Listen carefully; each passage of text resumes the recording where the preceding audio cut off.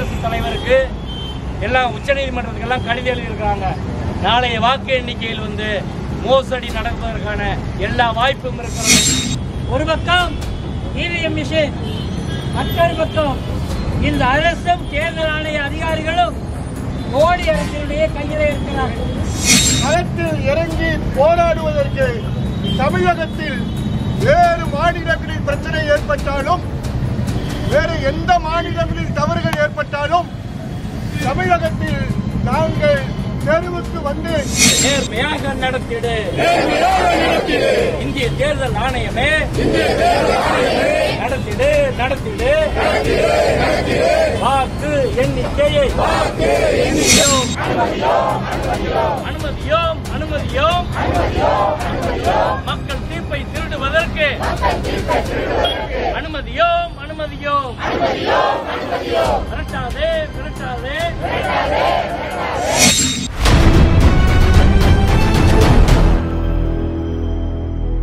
நேர்மையாக நடத்திடு. அனுமதிக்காதே. குதிரை பேரத்தை அனுமதிக்காதே. காப்போம். அரசியல் சட்டம் காப்போம்.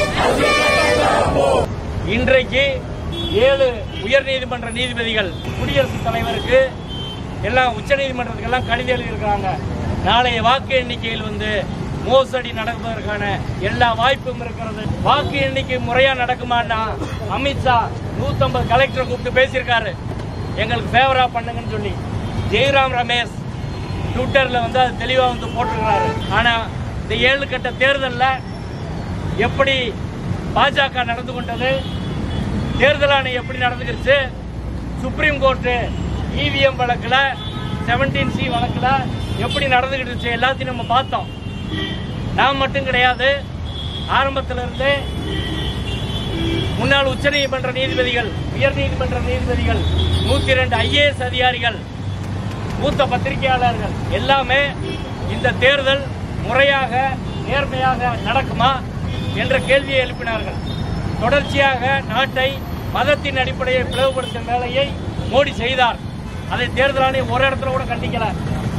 அதனை தொடர்ந்து தேர்தல் இப்ப முடிஞ்சிருச்சு. வாக்கு எண்ணிக்கை முறையா நடக்குமான்னா அமித்ஷா 150 கலெக்டரை கூப்பிட்டு பேசியிருக்காரு, எங்களுக்கு ஃபேவரா பண்ணுங்கன்னு சொல்லி. ஜெய்ராம் ரமேஷ் ட்விட்டர்ல வந்து அது தெளிவா வந்து போட்டிருக்கிறாரு. இன்னும் வந்து ஆர்ஓவோட கவுண்டிங் டேபிள்ல வாக்குச்சாவடி முகவர்கள், கேண்டிடேட்டோட முகவர்கள் வந்து உட்கார முடியாது அப்படின்னு புது ரூல்ஸ் வந்து கொண்டு வராங்க. நாளைக்கு என்ன நடக்க போகுதுன்றது தெரியல.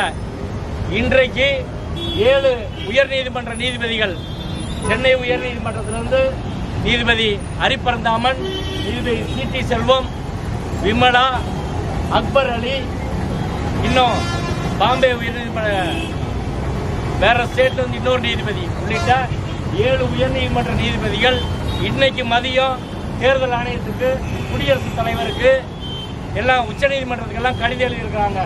நாளைய வாக்கு எண்ணிக்கையில் வந்து மோசடி நடப்பதற்கான எல்லா வாய்ப்பும் இருக்கிறது, வன்முறை நடப்பதற்கான வாய்ப்பு இருக்கிறது. இது தமிழகத்துக்கு பொருந்துகிறது இல்லையோ, இந்திய நாட்டுக்கு வந்து பொருந்தும்.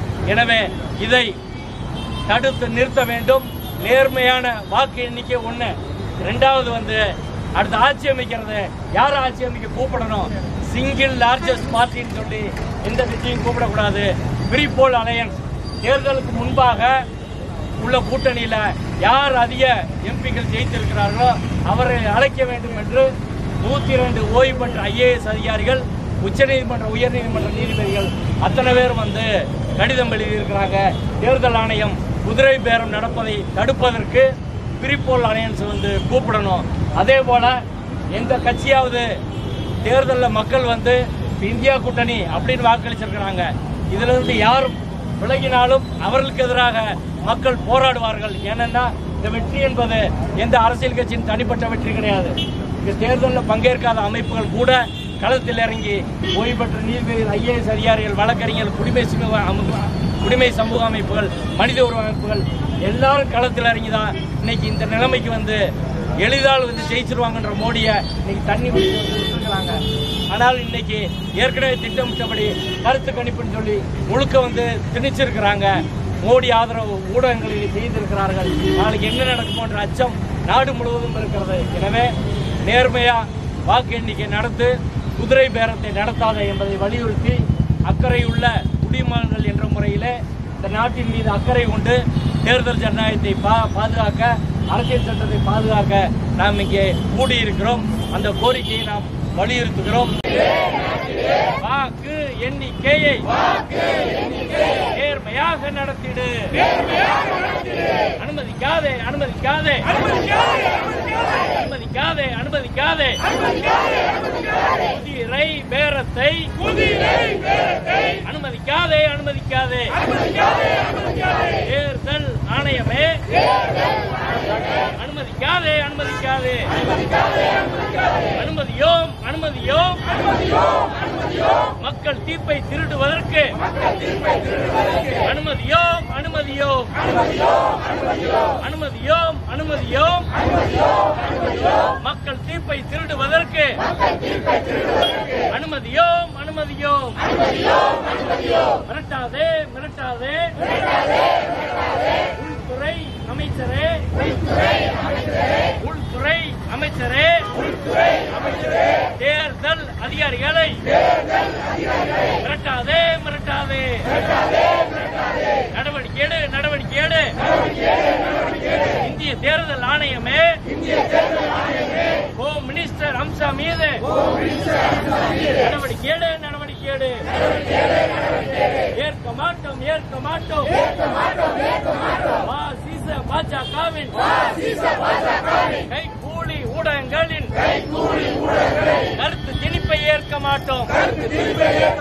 தமிழக மக்கள் ஏற்க மாட்டோம் ஏற்க மாட்டோம் ஏற்க மாட்டோம். பாஜகவின் கைகூலி ஊடகங்களின் கருத்து திணிப்பை ஏற்க மாட்டோம். காப்போம் காப்போம் அரசியல் சட்டத்தை காப்போம் காப்போம் காப்போம் காப்போம். தேர்தல் ஜனநாயகத்தை பாசிச கூட்டத்திடமிருந்து காத்திடுவோம் காத்திடுவோம். தமிழக மக்கள் காத்திடுவோம். வீதியில் இறங்குவோம் வீதியில் இறங்குவோம். நாளைய வாக்கு எண்ணிக்கையில் தனம் ஏதும் நடந்தால் மோசடி ஏதும் நடந்தால் வீதியில் இறங்குவோம் வீதியில் இறங்குவோம்.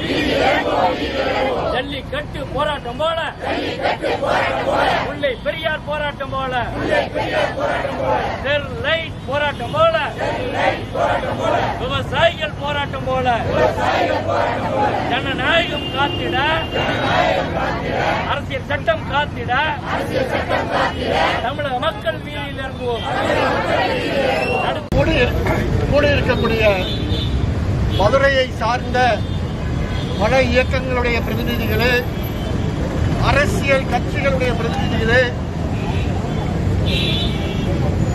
தேர்தல் அணிகளுக்கு அப்பாற்பட்டு கூடியிருக்கக்கூடிய தோழர்களே, பத்திரிகையாளர் நண்பர்களே, அதிக அளவில் கூடியிருக்கக்கூடிய காவல்துறை நண்பர்களே, உங்கள் அனைவருக்கும் மக்கள் இயக்கங்கள் சார்பாக நன்றி கடந்த வணக்கத்தை தெரிவித்துக் கொள்கிறோம். எனக்கு முன்னால் பேசியவர்கள் அனைத்து விஷயங்களும் பேசிவிட்டார்கள். நாங்கள் இங்கே கூடியிருப்பது தமிழகத்தை கணக்கில் வைத்து மட்டும் கூடவில்லை என்பதை பதிவு செய்ய விரும்புகிறேன். இங்கே கூடியிருக்கக்கூடிய நாங்கள் தேசத்தினுடைய வெவ்வேறு பகுதிகளில் நடக்கக்கூடிய விஷயங்களை கண்காணித்துக் கொண்டிருப்போம்.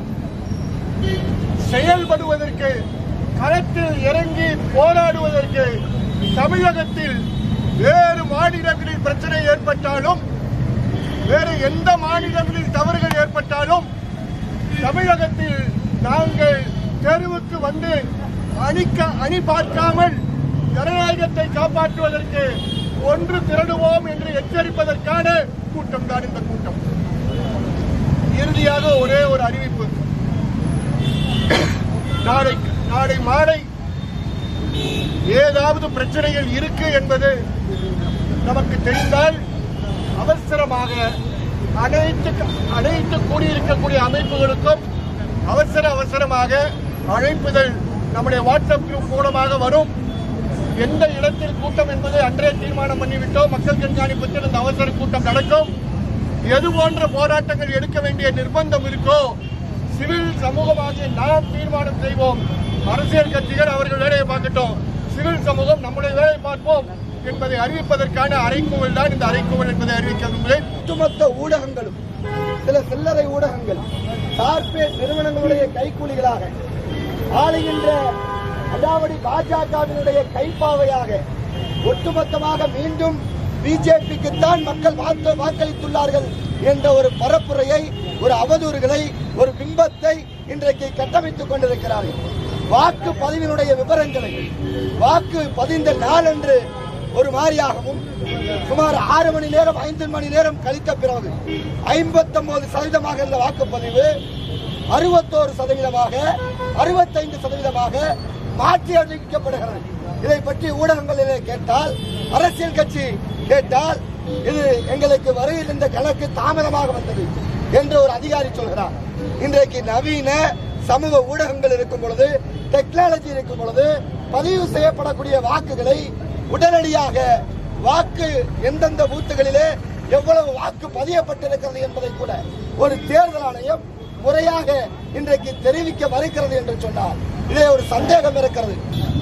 நடைபெறுவதற்கு காரணமாக இருக்கிற இந்திய தேர்தல் ஆணையம் முதலில் வெட்கப்பட வேண்டும் என்பதை இங்கே நான் பதிவு செய்ய கடமைப்பட்டிருக்கிறேன். ஏனென்றால் இதுவரை பல தேர்தல்கள் நடந்திருக்கிறது. ஆனால் இது மாதிரியான ஒரு மோசமான அல்லது கேவலமான முறையிலே தேர்தல் முறையானது இவ்வளவு கீழ்த்தரமாக மாறிவிடும் என்கிற அடிப்படையிலே மிக மோசமான தேர்தலாக இந்த தேர்தல் நடைபெற்று முடிந்திருக்கிறது. தோல்வி பயத்தால் பாரதிய ஜனதா கட்சி வாய்ப்புகள் அனைத்தையும் பயன்படுத்துவதற்கு அவர்கள் தயாராகிவிட்டார்கள். தேர்தல் அச்சத்தின் காரணமாக அல்லது தோல்வி அச்சத்தின் காரணமாக தேர்தல் இதுவரை பல்வேறு பேரங்களை பேசி இப்பொழுது தேர்தல் ஆணையத்தையே பேரம் பேசி இந்த தேர்தல் அறிவிப்பை தனக்கான அறிவிப்பாக மாற்றக்கூடிய முயற்சியில் பாரதிய ஜனதா கட்சி இறங்கிவிடுமோ என்கிற ஒரு அச்சம் மக்களை நேசிக்கிற, இந்திய அரசியல் அமைப்பு முறையை நேசிக்கிற மக்கள் அனைவருக்கும் ஏற்பட்டிருக்கிறது. ஏனென்றால் அந்த அளவிற்கு தேர்தல் பரப்புரையிலே நரேந்திர மோடி அவர்களும் அமித்ஷா அவர்களும் யூபி முதலமைச்சர் உள்பட்ட பிஜேபி கட்சியை சார்ந்தவர்கள் எல்லாம் அவ்வளவு மத துவேஷங்களை பரப்புகிற போது கூட தேர்தல் ஆணையம் அவர்களை கண்டுகொள்ளவே இல்லை. இப்படிப்பட்ட அவர்களுடைய அந்த பரப்புரையை ஏற்று நடவடிக்கை எடுக்காத தேர்தல் ஆணையம் எப்படி நேர்மையாக இந்த எண்ணிக்கையை நடத்தும் என்கிற ஒரு அச்சத்தின் வெளிப்பாட்டால் இந்த போராட்டம் இன்றைக்கு நடந்து கொண்டிருக்கிறது. இந்த அச்சம் என்பது தேர்தல் ஆணையத்தின் மீது மட்டுமல்ல, ஒட்டுமொத்தமாக நாட்டின் மீது அக்கறை கொண்டிருக்கிற அனைவருக்கும் ஏற்பட்டிருக்கிற ஒரு பேர் அச்சம். அதனுடைய வெளிப்பாடாக இந்த போராட்டம் தொடங்கி இருக்கிறது.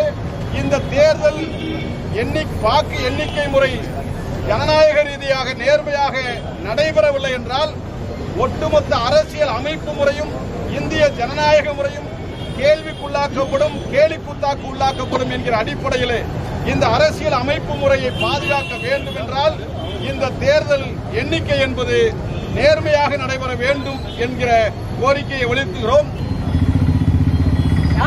யாருக்கு நாம் வாக்களித்தோமோ அவர்களுக்குத்தான் நம்முடைய வாக்குகள் சென்றிருக்கிறதா என்பது முக்கியமான கேள்வி. இப்படி ஒரு சந்தேகமான சூழலிலே இந்திய தேர்தல் ஆணையம் நம்மை நிறுத்தி இருக்கிறது. காரணம், அது ஒன்றிய அரசு, மோடி அரசினுடைய கைக்கூலியாக மாறி இருக்கிறது. நாடு தழுவிய பரப்புரையிலே தனிநபர் தாக்குதல், இஸ்லாமியர்கள் மீதான கருத்து ரீதியான தாக்குதல், தேர்தல் நடக்கிற இடங்களிலே பாரதிய ஜனதா கட்சியினுடைய குண்டர்கள் நேரடியாக தேர்தல் நடக்கும் இடங்களிலே தகராறுகள். ஒரு பக்கம் இவிஎம் மிஷின், மற்றொரு பக்கம் இந்த அரசும் தேர்தல் ஆணைய அதிகாரிகளும் மோடி அரசினுடைய கையிலே இருக்கிறார்கள். மக்கள் விழிப்போடு இருக்க வேண்டிய, சிவில் சமூகம் விழிப்போடு இருக்க வேண்டிய அவசியமும் தேவையும் நமக்கு இருக்கிறது. இயக்கங்கள் சிவில் சமூகத்தோடு சேர்ந்து சென்னையில் 31ஆம் தேதி முன்னாள் நீதியரசர் ஹரிபரந்தாமல் அவர்களுடைய தலைமையில் இது போன்ற ஒரு பெரிய நிகழ்ச்சியும் ஒளியேந்துகிற நிகழ்ச்சியும் நடந்தது. அதுபோல மதுரையிலே நாளை வாக்கு எண்ணிக்கை நடைபெற இருக்கிற சூழலில் இந்த நிகழ்ச்சி கண்டனம் அல்ல, வேண்டுகோள், எச்சரிக்கை. நாங்கள் இருக்கிறோம், ஏதாவது தவறு நடந்தால் நாங்கள் வீதிக்கு வருவோம் என்பதற்கான எச்சரிக்கை தான் இந்த ஒளியேந்திய போராட்டம் என்பதை சொல்லி இயக்கங்கள் தயாராக இருப்போம், சிவில் சமூகம் தயாராக இருப்போம். நாளை வாக்கு எண்ணிக்கையில ஏதாவது குளறுபடிகளோ நெருக்கடிகளோ தில்லுமுள்ளுகளோ நடந்தால் அழைப்பின் பேரில் வீதிக்கு வருவதற்கு நாம் தயாராக இருப்போம்.